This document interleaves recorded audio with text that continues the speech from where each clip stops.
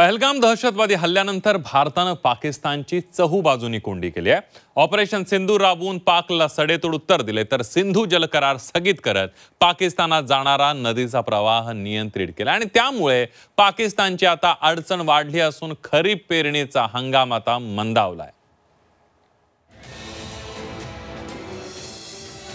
पाकिस्तानातील खरीप हंगामाची पेरणी रखडणार।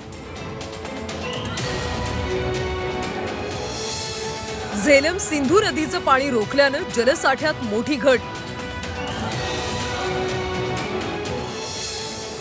धरणातला पाणीसाठा घटल्यानं पाकचा शेतीचा पाण्यासाठी संघर्ष।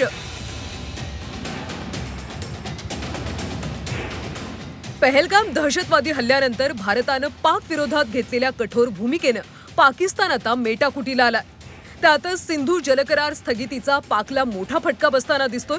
या निर्णयामुळे झेलम नदीवरचा मंगला आणि सिंधू नदीवरच्या तारबेला या दोन महत्त्वाच्या धरणांमधल्या जलसाठ्यात मोठी घट झाली। भारतानं पाण्याचा प्रवाह नियंत्रित केल्यामुळे नदीच्या प्रवाहात अचानक घट झाली। त्यामुळे खरीपाची शेती करायची कशी असा प्रश्न आता पाकच्या शेतकऱ्यांसमोर आवासून उभा ठाकलाय। पाकिस्तानातल्या दोन प्रमुख धरणांमध्ये पाण्याचा साठा सध्या कमी झालाय। झेलम इथल्या मंगला आणि सिंधू इथल्या तारबेलाचं पाणी घटलंय। दोन धरणांमध्ये केवळ 50% पाणीसाठा उपलब्ध आहे। IRSAच्या अंदाजानुसार पाकिस्तानमध्ये आधीच 21% पाणी कमतरता आहे। भारताकडून कमी पुरवठ्यामुळे चिनाब नदीच्या प्रवाहात अचानक घट झाली आहे। खरीप हंगामाच्या सुरुवातीला पाणी टंचाई निर्माण झाली आहे।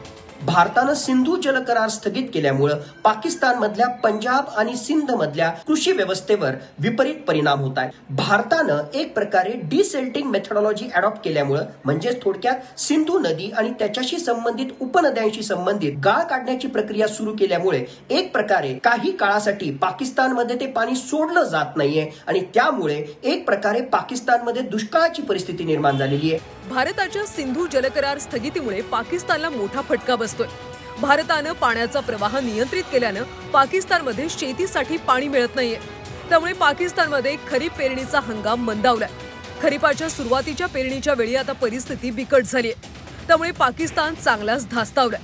भारताच्या कठोर निर्णयामुळे पाकिस्तानला सध्या पाणी टंचाईचा सामना करावा लागतोय। ब्युरो रिपोर्ट, झी 24 तास, मुंबई।